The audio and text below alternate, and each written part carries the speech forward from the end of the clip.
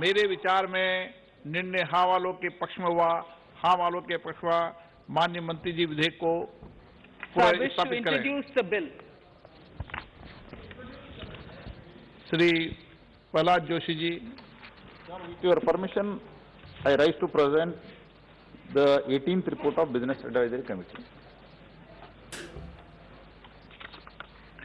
माननीय सदस्यगण, माननीय वित्त मंत्री जी के बजट भाषण की प्रतियां प्रकाशक फलक पर उपलब्ध है।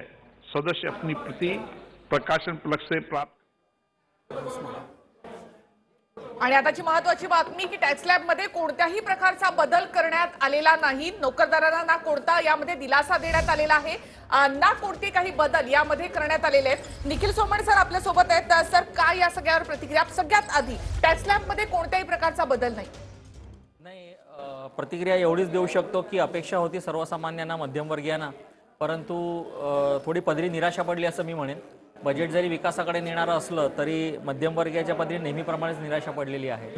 सो अपेक्षित होतं एटीसी आणि इतर काही कलमांमध्ये भरीव वाढ मिळेल। खास करून कोरोनासारख्या महामारीमध्ये आपल्याला मेडिक्लेम सारख्या ठिकाणी पण थोडंसं डिडक्शन वाढवून मिळेल। म्हणजे ह्या दोन ठिकाणी तरी सरकारने थोडं लक्ष द्यायला हवं होतं असं प्रामुख्याने वाटतंय, पण आता तरी अनाउन्समेंटमध्ये असं काही दिसलं नाहीये।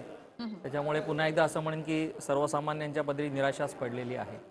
सर टॅक्स लॅब मध्ये कोणत्याही प्रकारचा बदल नाही, अर्थात नोकरदारांसाठी सुद्धा आणि उद्योजक यांच्यासाठी सुद्धा काही वेगळा विचार केला असेल सरकारने यामध्ये? वेगळा विचार म्हणजे खूप तारेवरची कसरतच होती। म्हणजे कुठेतरी हे एवढं मोठं फंडिंग करायचं आहे बेसिकली कोरोना व्हायरसचं, ते कुठनं तरी आणणं हे गरजेचं होतं आणि बरेचसा डिसइन्व्हेस्टमेंटचा प्लॅन दिसतोय आणि त्यामुळे अपेक्षित होतं थोडं उद्योजकांना चालना मिळण्यासाठी एटीसी थोडं वाढेल। आणि त्यात महत्त्वाचं साधारण असं होतं की जे लॉस झालाय म्हणजे या पॅन्डेमिकमुळे जो लॉस झालाय त्याच्या संदर्भात म्हणजे साधारण 8 वर्ष तो कॅरी फॉरवर्ड करता येतो जनरली, तर तेथे काहीतरी सवलत मिळेल। म्हणजे पर्टिक्युलरली या वर्षाचा लॉस तरी बरेच वर्ष म्हणजे 8 वर्ष नाही थोडे जास्त किंवा तो संपेपर्यंत ते करता येईल असं।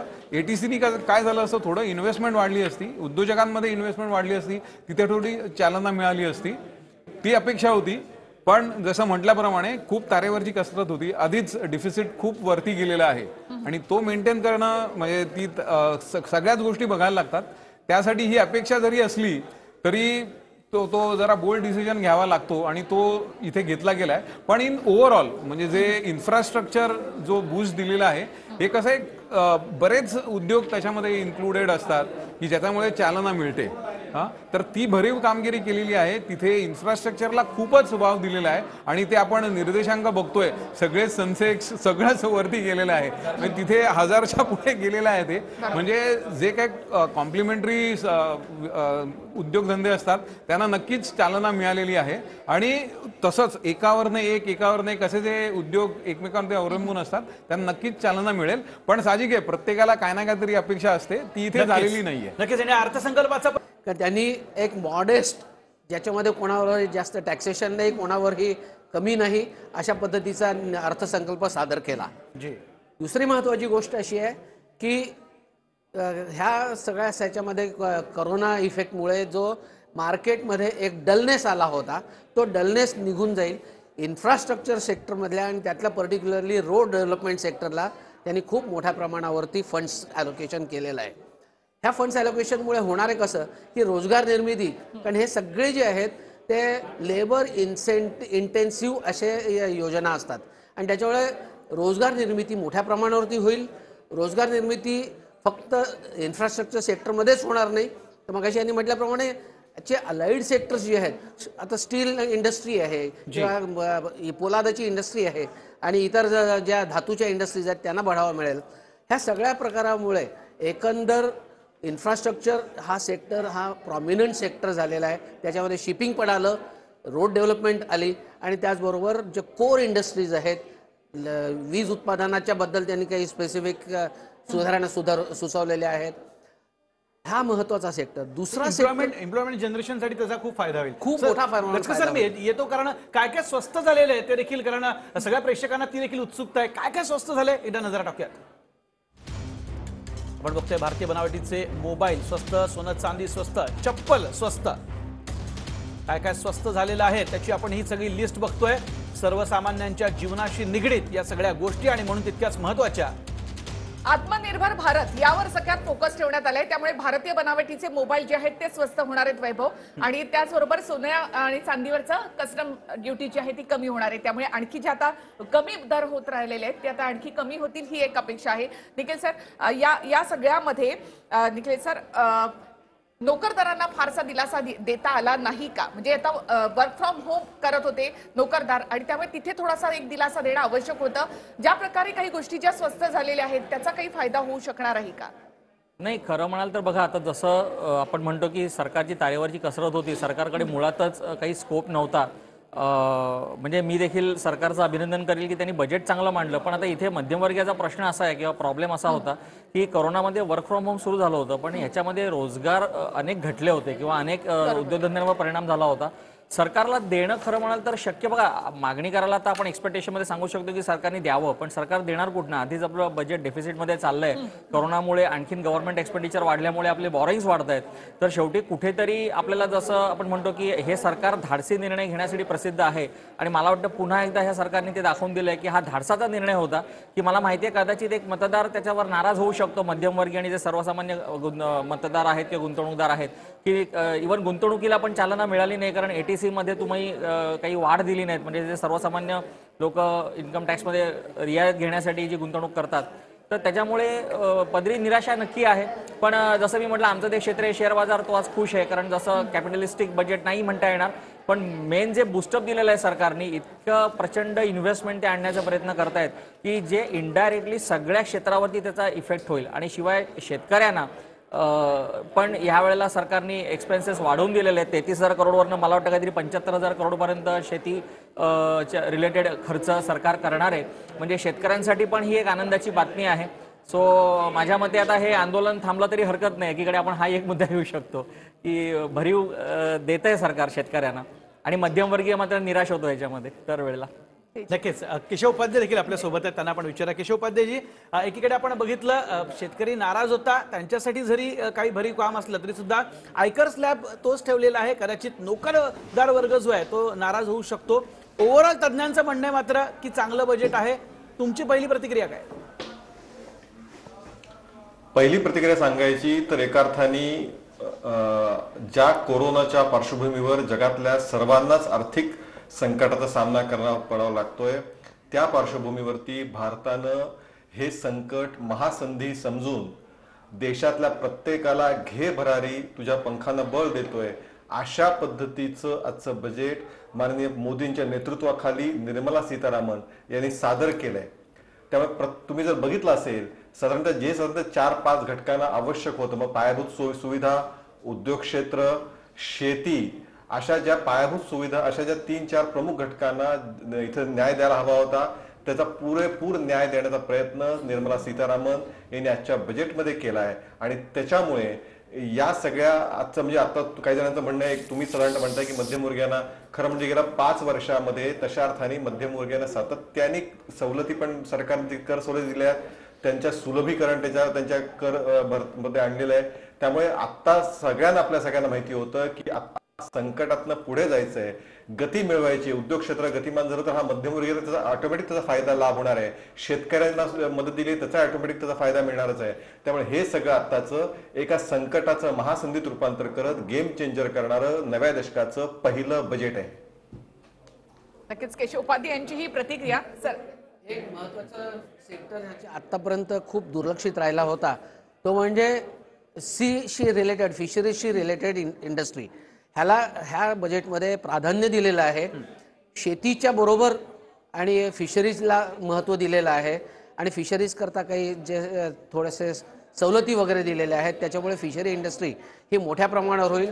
हार्बर्स त्याच्याकरता स्पेशली डेव्हलप होत आहेत 9 ठिकाणी. हा एक महत्त्वाचा त्याच्यामधला भाग आहे. भले ते इन्फ्रास्ट्रक्चर असेल, परंतु त्याच्यामुळे जे बेनिफिशरीज आहेत, ज्यांना लाभ मिळणार आहे, ते लाभदायक भाग जे आहेत ते फिशरीजशी रिलेटेड आहेत. त्याच्याचबरोबर ॲनिमल हजबंड्री हे आत्तापर्यंत खूप दुर्लक्षित क्षेत्र होतं. त्या दुर्लक्षित क्षेत्राला आता त्यांनी प्राधान्य स्तरावरती आणलेलं आहे, आणि त्याच्यामुळे शेतकऱ्यांना ह्या जोडधंदे मोठ्या प्रमाणावर होतील. एकच फक्त त्याच्यामध्ये शेतीशी पूरक असलेला विषय जो आहे की फूड प्रोसेसिंग त्याच्याबद्दल काहीच उल्लेख नाही आहे. त्याच्यामुळे गेल्या बजेटमध्ये ज्या काही प्रोव्हिजन होत्या त्याच फूड प्रोसेसिंगला कंटिन्यू होतील असा त्याच्यातला अंदाज आहे. एक फारच चांगलं महत्त्वाची गोष्ट म्हणजे शिक्षण क्षेत्राला त्यांनी एक बढावा मिळण्याकरता, त्याला उत्तेजन मिळण्याकरता त्या शिक्षण क्षेत्रामध्ये काहीतरी एक प्रोव्हिजन्स केलेले आहेत. लेहसारख्या दुर्गम ठिकाणी सुद्धा एक युनिव्हर्सिटी स्थापन होते आहे. हे एक फार महत्त्वाचं स्ट्रॅटेजिक लोकेशन आहे ते. त्या ठिकाणी अशी युनिव्हर्सिटी होते म्हणजे तिकडनं लोकांचा जो बाहेर पडायचा जो कल होता तो थांबेल शिक्षणाकरता आणि ते तिथेच शिक्षण घेतील, उच्च शिक्षण घेतील आणि त्याच्यामुळे तिथे एक एकंदरच उच्च शिक्षित वर्गाची संख्या वाढेल, त्याची डेव्हलपमेंटला त्याचा उपयोग होईल. ह्याशिवाय जे काही इन्स्टिट्यूशन फायनान्शियल सेक्टर करता जे इन्स्टिट्यूशन स्थापन करण्याच्या त्यांनी जे काही प्रोव्हिजन केलेली आहे ती एक महत्त्वाची प्रोव्हिजन आहे की फायनान्शियल सेक्टरला रेग्युलेटरी आणि आर्बिट्रेटरी अशा स्वरूपाचं जे काही रेग्युलेशन युनिव्हर्सिटी आणि इन्स्टिट्यूट होणार आहे त्या इन्स्टिट्यूटमुळे एकंदरच जे इरेग्युलॅरिटीज होण्याची जे प्रमाण जे आहे ते कमी व्हायची शक्यता आहे आणि त्याचा एकंदरच फायदा सगळ्या फायनान्शियल सेक्टरमध्ये होण्याची शक्यता आहे. नक्कीच आपण फायनान्शियल सेक्टरबद्दल निखिला बोलतोय. जितेंद्र आपटे सरांना मी विचारतो, यामध्ये आपण बघितलं की जे बँकेचे जे ग्राहक आहेत त्यांची जी असुरक्षितता आहे ती कमी होण्यासाठी देखील काही प्रयास देते केलेले आहेत की जेणेकरून त्यांचं नुकसान होऊ नये. कारण बुडीत झाल्या बँका तर थेट नुकसान हे ग्राहकांचं होत असतं, त्यांचं आयुष्य उद्ध्वस्त होत असतं. त्या दृष्टीने देखील प्रयास आहेत. प्रयत्न झालेलाच आहे. म्हणजे जे 1 लाखावरनं आधीच केलेलं होतं ते 5 लाख जो इन्शुरन्स आहे तो कुठल्याही ठेवीदारीसाठी आधी 1 लाख होता, तो आधीच 5 लाख केलेला होता. याच्यात एक मुद्दा असा आहे की त्याच्यावरती जो इन्शुरन्स प्रीमियम आहे ते थोडी क्लॅरिटी घ्यायला लागेल. तो कोण भरणार? कारण जी बँक ऑलरेडी डुबीत आहे ते त्यांच्याकडे फंड नसतो. जोपर्यंत प्रीमियम भरला जात नाही तोपर्यंत इन्शुरन्स ऑन नसतो. तर हा मुद्दा मला तरी महत्वाचा वाटतो की त्याचं फंडिंग कुठनं करणार. पण हे बजेट जसं सगळ्यांनी म्हटलं तसं मी पण अभिनंदनच करीन. कारण बँकिंग सेक्टर हा एक पाया आहे. कारण बँकिंग सेक्टरला बाकी आता काय रिस्ट्रक्चरिंग वगैरे जे म्हणतात, जोपर्यंत बँक वित्त देणार नाही तोपर्यंत लघु उद्योजक किंवा कुठलाही उद्योजक आता कारण सोर्सेसच नाही आहेत, उत्पादन कसं करणार. तर बँकिंगला जे रिस्ट्रक्चरिंग केलं जात आहे तर ते आहे. फक्त एक महत्वाचा मुद्दा असा आहे ते इम्प्लिमेंट कसं करणार. आपल्याकडे बऱ्याच योजना झाल्या स्पेसिफिकली मुद्रा किंवा विदाऊट कोलॅटरल वगैरे वगैरे, पण त्याचं इम्प्लिमेंट होताना खूप प्रश्न होतो. त्यासाठी एक मला असं वाटत होतं जसं यांनी आता बरेचसे इन्स्टिट्यूशन्स निर्माण केलेली आहेत तर तसं काही बँकिंग म्हणजे रिटेलरसाठी काही केलं असतं, बॉरोवरसाठी केलं असतं की ते दिशादर्शक ठरेल. कारण बरेच जण बँकर मुद्रा कोणाच्याकडे दिलाय किंवा कुठलं आहे की बँक ठरवते.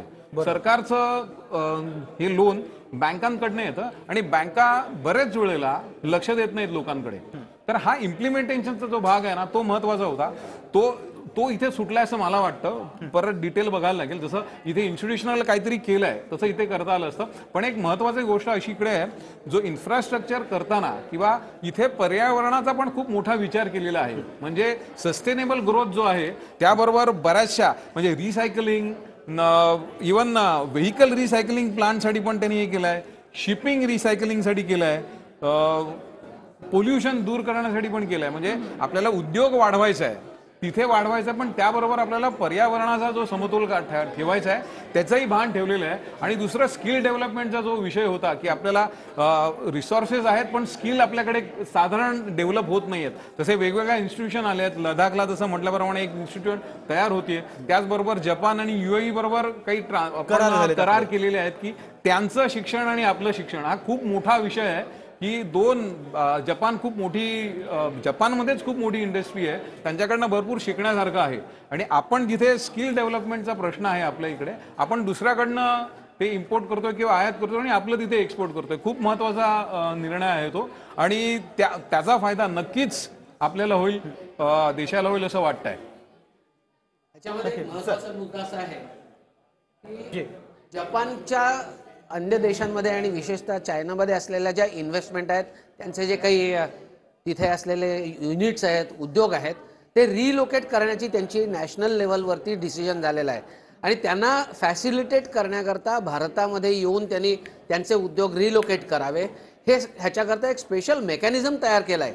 हा एक त्याच्यातला मोठा सॅलेंट फीचर आहे की फॉरेन डायरेक्ट इन्व्हेस्टमेंट आणि फॉरेन इन्स्टिट्यूशनल इन्व्हेस्टमेंटमध्ये मॅन्युफॅक्चरिंग सेक्टर करता डायरेक्ट इन्व्हेस्टमेंट हा एक महत्त्वाचा विषय असतो आणि त्यांना बऱ्याच उद्योग असे असतात की फॉरेनमधनं येताना आम्ही त्यांना वेलकम करतो, परंतु नंतरच्या इथं नोकरशाहीला आणि लालफितीला कंटाळून ते परत जातात. तर अशा परिस्थितीमध्ये त्यांच्याकरता स्पेशल मेकॅनिझम तयार करून जपान इंडस्ट्री रिलोकेशन स्कीम ही त्यांनी जी जाहीर केलेली आहे, त्याच्यामुळे जपानवरनं येणारे उद्योग, आज आपण म्हणतो की आपल्याकडे एक छोटी IC सुद्धा बनत नाही इलेक्ट्रॉनिक इंडस्ट्रीमध्ये आणि जपान त्याच्यामध्ये खूप पुढारलेलं आहे. तर त्याचा फायदा आपण आपल्या इंडस्ट्रीनी आणि उद्योगांनी करून घ्यावा. विशेषतः MSME सेक्टर जो लघुउद्योगाचा सेक्टर आहे आणि त्यांना ज्या काही फायदे मिळणार आहेत ते ह्या अशा पद्धतीच्या इनडायरेक्ट बेनिफिट्स पण ह्या स्कीममुळे मिळू शकतात.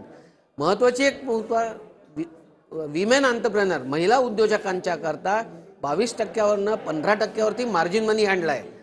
हा उद्योगाच्या दृष्टीने आणि महिलांना पुढे येण्याच्या करता किंवा त्यांना सबलीकरण करण्याकरता हा फार महत्त्वाचा एक मुद्दा आहे. त्याचप्रमाणे इंडस्ट्रीशी रिलेटेड असलेल्या अन्य ज्या फॅसिलिटीज आहेत, उदाहरणार्थ टेक्स्टाईल पार्क आहे, 9 ठिकाणी टेक्स्टाईल पार्क निर्माण करतात आणि टेक्स्टाईल पार्क म्हणजे फक्त कापड उद्योग पुढे येईल अशातला भाग नाही, त्याला जोडलेले अनेक उद्योग जे आहेत, यंत्रसामुग्री बनवणारे उद्योग आहेत, त्याच्यानंतर कपास पैदाश करणारे शेतकरी आहेत, अशा सगळ्यांनाच त्याचा फायदा होणार आहे. आणि ह्या दृष्टीने हा एक महत्त्वाचा निर्णय आहे की टेक्स्टाईल पार्क आपल्याकडे गेल्या बजेटमध्ये एक टेक्स्टाईल पार्क जाहीर झाला होता, पण त्याच्या गेल्या वर्षीच्या बजेटमध्ये नव्हता. ह्या वर्षी ते 9ची प्रोव्हिजन करता आहेत. हे एक महत्त्वाचा मुद्दा आहे. आणि अशाच पद्धतीने बाकीच्या इंडस्ट्रीजना की जे मॅन्युफॅक्चरिंग सेक्टर हा गेले काही वर्ष थोडासा एक बॅकफूटवरती गेला होता, एक पाऊल मागे गेला होता, तो एक पाऊल मागे गेलेला असलेला उद्योगाला भरारी देण्याकरता ह्या बजेटमध्ये जी प्रोव्हिजन केलेली आहे ती फार चांगली आहेत. बरं, नक्कीच निखिला श्रुती देखील आपली सहकारी आपल्या सोबत आहे, तिच्याकडनं जाणून घेऊया. कारण हे सगळं आपण बघत असलं तरी सुद्धा नोकरदारांना ज्या अपेक्षा होत्या त्या काही झालेल्या नाही आहेत, कारण यात आपण बघितलं आयकर रचनेत काही बदल झालेले नाहीये. Shruti, over to you. निश्चितच तुम्ही म्हणताय ते अगदी योग्य आहे की आयकर रचनेत कोणताही बदल झालेला नाहीये. बदल झालेला नाही म्हणजेच मागच्या वर्षी जी आयकर रचना आहे किंवा टॅक्स स्लॅब आहे तोच कायम आहे. नेमके ते कसे होते टॅक्स स्लॅब ते आपण पाहूया. थोडंसं आपण सविस्तर ग्राफिक्स मध्येच पाहूया. खरं तर 2.5 लाखापर्यंतच्या याच्यावर कोणताही कर नव्हता, तोच यावेळेला सुद्धा कायम राहील. म्हणजे तीच रचना या वर्षी सुद्धा किंवा पुढच्या आर्थिक वर्षासाठी येणाऱ्या कायम राहणार आहे. 2.5 लाख ते 5 लाख हा 5% टॅक्स स्लॅब असणार होता, तो कायम आहे. जर बदलच करण्यात आलेला नाहीये टॅक्सच्या रचनेत किंवा स्लॅब मध्ये, तर म्हणजे मागच्या वर्षीचेच टॅक्स स्लॅब कायम राहतील. 5 ते 7.5 लाख हा आधी जो होता तो 10%, तो आता 20% जो आहे तो करण्यात आधी होता तो 10% करण्यात आला होता. तो 7.5 ते 10 लाखासाठी आता जर आपण पाहायचं झालं तर 15% हा असेल. आणि अर्थात टॅक्सच्या रचनेत कोणताही बदल करण्यात आलेली. मात्र एक महत्त्वाची बाब म्हणावी लागेल किंवा एक महत्त्वाचा मुद्दा तो म्हणजे 75 वर्षांवरील ज्येष्ठ नागरिकांना जे आहे ते आयकरातून सूट देण्यात आलेली आहे. हे आपण आत्ताचे पाहतो आहोत ते टॅक्स स्लॅब आहेत जे मागच्या वर्षीचे आहेत तेच या वर्षी सुद्धा कायम राहतील, कारण आयकराच्या रचनेत कोणताही बदल करण्यात आलेला नाहीये. पुन्हा एकदा वैभव येतो तुमच्याकडेच. नक्कीच आपटे सर, हे खूप महत्त्वाचं की म्हणजे ज्येष्ठ नागरिकांसाठी एक थोडासा त्यातल्या त्यात दिलासा म्हणावं लागेल. हो, थोडं त्यांना मिळालाय दिलासा. म्हणजे निर्मला सीतारामन यांनी बोलताना पण ते मेन्शन केलं होतं की देशासाठी त्यांनी आपली हयात घालवलेली असते, काम केलेलं असतं, म्हणून त्यांच्यासाठी त्यांना प्रणाम केलाय. म्हणजे त्यांना स्टेटमेंटमध्ये त्यांनी प्रणाम केलाय, एवढे त्यांची लिगसी आहे म्हणून. पण खरं म्हणायला गेलं तर नोकरदार जरा नाराज झालाय, नाईलाज आहे. पण कसं आहे, हे जे तुम्हाला म्हटलं ना, आपले डिफिसिट बघा केवढा तरी झालाय आणि येणार कुठनं, फंड येणार कुठनं, तर ऑलरेडी जे होतं बऱ्यापैकी दिलेलं होतं आणि आता थोडं म्हणजे दिलं तरी इनडायरेक्टली तसं दिलेलं आहे. नोकरदारांना आणखी काही सूट देऊन यामध्ये काही टॅक्स स्लॅब चेंज करून दुसरीकडनं काही मिळवण्याची शक्यता होते ना? नाही, शक्यता होती. म्हणजे आता डिसइन्व्हेस्टमेंटवरती एवढा मोठा भार घातलेला आहे, भरपूर भार घातलेला. पण प्रश्न असा आहे, तर तुम्ही जर 2-3 वर्ष जर बघितलं ना, डिसइन्व्हेस्टमेंटचे प्लॅन आहेत पण ते किती इम्प्लिमेंट होत आहेत, ज्या फिगर्स आहेत आता, हे जे डिफिसिट आहे या फिगर्स वरती आहे. डिसइन्व्हेस्टमेंट आणि इव्हन इन्फ्लो आहे, डायरेक्ट फॉरेन इन्व्हेस्टमेंट आपल्या इकडे भरपूर आहेत. पण मेन म्हणजे डिसइन्व्हेस्टमेंट जे आहे तरी सुद्धा ते किती इम्प्लिमेंट होतील हा खूप मोठा प्रश्न आहे. पण थोडंसं नक्कीच करता आलं असतं. पण कसं आहे, आता म्हटल्याप्रमाणे हे सरकार खूप बोल्ड डिसिजन घेतं, म्हणजे त्याचा मतदानावरती काय परिणाम होतोय आणि मतावरती काय परिणाम होतोय हे बरेच वेळा आपण डिमॉनिटायझेशनच्या वेळेला पण बघितलं. त्याच्यामुळे यांनी इथे कात्री तिकडे दिलेली नाही.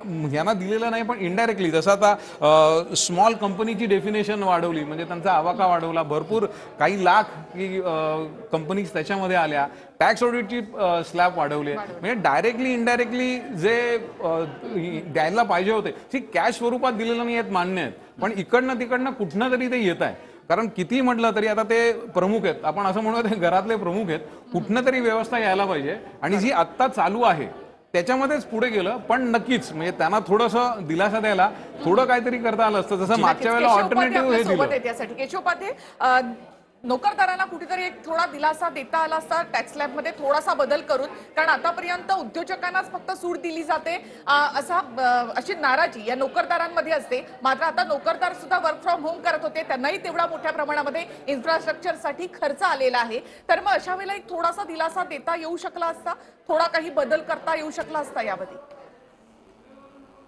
मला असं वाटतं की मुळामध्ये या वर्षीचं जे बजेट होतं ते बजेट हे वेगळ्या अर्थाने सर्वांसाठी आव्हानात्मक होतं. कारण शेवटी असं आहे की सगळी सोंग आणता येतात, पण पैशाचं सोंग हे आणता येत नसतं, ही म्हण आपल्या मराठीतली सगळ्यांना आपल्याला माहिती आहे. पण मुळामध्ये एक लक्षात घेतलं पाहिजे, तुम्हाला मी आठवण करून देऊ इच्छितो की गेल्या 5-6 वर्षामध्ये आपल्याला वर्षवाईज काढायचं असेल तर मध्यमवर्गीयांना सातत्याने केंद्र सरकारकडून वेगळ्या पद्धतीच्या, म्हणजे काँग्रेसच्या कार्यकाळातल्या टॅक्सच्या स्लॅब होत्या आणि आत्ताच्या टॅक्स स्लॅब ह्याच्यामध्ये अंतर आहे, ते कमी करण्याचं, टॅक्समध्ये दिलासा देण्याचं, वारंवार दिलासा देण्याचं काम या सरकारने, माननीय पंतप्रधान नरेंद्र मोदीजी, मग मागचे अर्थमंत्री आणि आताचे अर्थमंत्री निर्मला सीतारामन यांनी सातत्याने केलंय. त्यामुळे आत्ता सुद्धा म्हणजे शेवटी असं आहे की अपेक्षा खूप सगळ्यांनी असू शकतात, पण आत्ता सुद्धा ज्या गोष्टी आवश्यक आहेत अर्थव्यवस्थेतनं बळकटी देण्यासाठी आणि गतिमान करण्यासाठी आणि सर्वांना सोबत घेऊन जाण्यासाठी, मला असं वाटतं ते निर्णय या सरकारने घेतलेत आणि मध्यमवर्गीय पूर्णपणे सरकारच्या सोबत पुढच्या काळात राहील, हे तुम्ही पुढच्या काळात लक्षात येईल तुम्हाला. गडकरी सर, महाराष्ट्रासाठी काय मिळालं या बजेटमध्ये? तसं डायरेक्टली कुठल्या स्टेट करता काय मिळालं हे सांगणं कठीण आहे. इन्फ्रास्ट्रक्चर सेक्टरमध्ये फक्त तामिळनाडू, पश्चिम बंगाल, म्हणजे साधारणतः जिथे निवडणुका येणार आहेत अशा राज्यांना त्यांनी स्पेसिफाय केलं. परंतु महाराष्ट्रामध्ये एकच तो जो मोठा कन्याकुमारीपर्यंतचा जो रस्ता आहे, मुंबई ते कन्याकुमारी, तो एक मोठ्या प्रमाणात मिळालेला त्या बजेटमध्ये. आणि नाशिक सारख्या शहरामध्ये सुद्धा मेट्रो येते, हा एक मोठा महत्वाचा फरक आहे. आणि छोटं शहर आहे त्या मानाने, त्या असून सुद्धा त्या ठिकाणी मेट्रो येते. ह्याच्यातली 100 सैनिक स्कूल आहेत, त्याच्यातलं नक्की महाराष्ट्रामध्ये 1 किंवा 2 सैनिक स्कूल असतील. 100 सैनिक स्कूल देशभर काढणार आहेत. त्याच्यामुळे महाराष्ट्रामध्ये ऑलरेडी एकच सैनिक स्कूल जे आहे सरकारी, त्याच्याऐवजी जर का 2 किंवा 3 झाल्या तर त्याचा फायदा महाराष्ट्राला होईल. डिफेन्स आणि स्पेस रिसर्च ह्या सेक्टरमध्ये सुद्धा विशेष प्रोव्हिजन त्यांनी केलेले आहेत. तर त्याच्यातला स्पेस रिसर्चचे अनेक कंपोनंट्स महाराष्ट्रामध्ये, विशेषतः इलेक्ट्रॉनिक इंडस्ट्रियल इस्टेट पुण्यामध्ये जे बनतात, त्याला एक चालना मिळेल आणि त्याला काहीतरी सपोर्ट मिळेल अशी अपेक्षा आहे. त्याचबरोबर मोबाईल इंडस्ट्री जी आहे, ती मोबाईल इंडस्ट्री सुद्धा मुंबईच्या अराउंड किंवा महाराष्ट्रामध्ये मोठ्या प्रमाणावरती त्याचं मॅन्युफॅक्चरिंग अलाइड उद्योगांचं होतं. त्याच्यामुळे महाराष्ट्रामध्ये त्या उद्योग पण येण्याची शक्यता खूप मोठ्या प्रमाणात आहे. आणि जसं मगाशी मी म्हटलं की जपान जे रिलोकेशन ज्या स्कीम जी केलेली आहे इंडस्ट्रीची, त्याच्यातलं महाराष्ट्राला नक्की फायदा होईल. हे अशी आपल्याला, जरी त्यांनी स्पेसिफाय केलं नसलं तरी सुद्धा महाराष्ट्रामध्ये ते उद्योग नक्की येतील असा अंदाज आहे. नक्कीच. वेळ संध्याकाळी 7ची. देश महाराष्ट्राची महत्वाची खबरबात जाणून घ्यायची. देश आणि महाराष्ट्राच्या मोठ्या बातम्यांचं बुलेटिन देश महाराष्ट्र, रोज संध्याकाळी 7 वाजता. TV9 मराठी, काळजी तुमची, हित महाराष्ट्राचं.